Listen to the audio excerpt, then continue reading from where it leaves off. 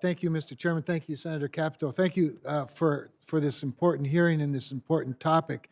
Um, as you know, this is sort of in my wheelhouse. I spent nearly 10 years as a utility regulator at the North Dakota Public Service Commission, where we had not just direct, regulation over the price regulation over utilities like and including XL Energy, but integrated resource planning, siting of a lot of things, including big transmission lines, pipelines, interstate, intrastate, um, energy conversion facilities of all types, including thousands of megawatts of wind.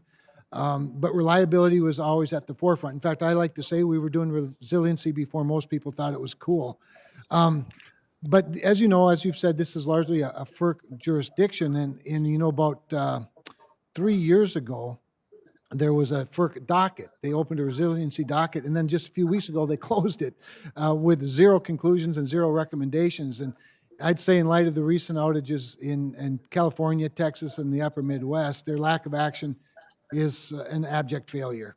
And to recognize the problem and provide answers. So I want to submit, however, a dissenting opinion. Commissioner Danley's dissent really said it well. Quote, the bottom line is this: as long as we have markets that procure the wrong types of generation and in the wrong quantities because the resources providing the greatest reliability benefits are insufficiently compensated, we will continue to see events like those in California and Texas.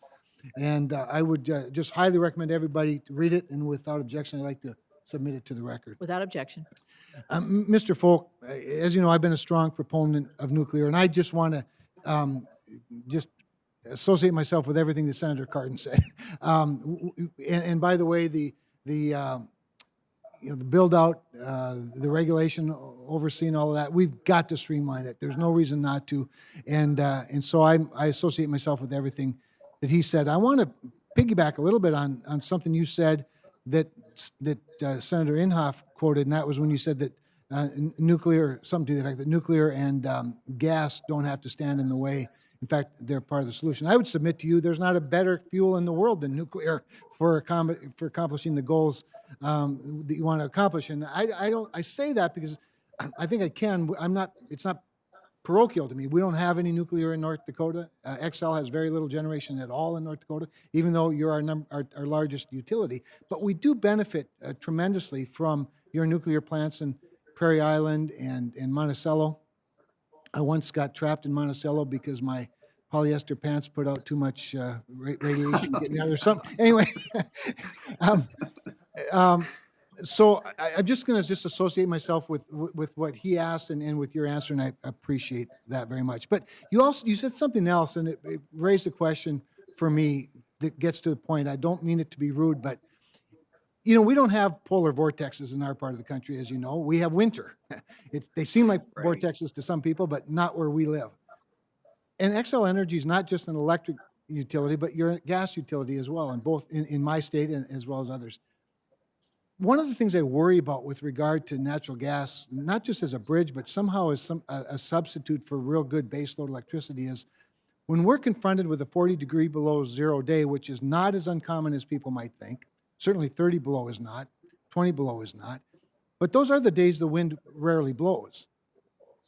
You as a utility, if you're confronted with either heating your home with natural gas or curtailing it to generate electricity to keep operating in your home, which do you choose? And it seems like a ridiculous question, but it's meant to make a point, and I would welcome a response. Well, I will tell you, first of all, even our wind turbines with the winterization package they can't work below -22. To answer your question, you always choose a rolling electrical blackout versus gas out because the difficulty of relighting homes safely is incredibly time consuming. So, during the winter storm Uri, we did have all of our fossil generation, including our nuclear generation, worked, but at our natural gas plants, we switched them to oil.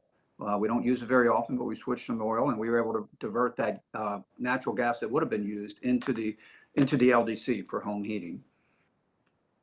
Well, let me just add in my final seconds here that I don't want to leave anything off of the table as a solution. I'm all about your ambitious goals And I don't think we can get to your ambitious goals of, 2050 carbon free without some reforms to the permitting and siting process for building the infrastructure necessary. But I don't want to leave out things like carbon capture utilization and storage either. I think we are not that far away if we don't kill the innovators. We're not that far away from actually having even fossil energy being largely, if not completely, carbon free. So I want to work with people on the solutions, not argue so much about the problems. With that, I yield. Senator Whitehouse, you're on by WebEx. Welcome. Thank you, Chairman. Good to be with you. Thank you, Ranking Member Capito, for letting me jump in here. To the last comment by Senator Cramer, I think that carbon capture has a very important role in our climate solutions, and Ranking Member Capito and I have worked very well together on carbon capture solutions, and we are working right now in my office on an expansion of the direct air capture credit to help expand innovation into that space so that it doesn't have to be so geographically limited. So there's probably not a lot in energy policy where Senator Cramer and I agree, but here we have overlap, so that's great.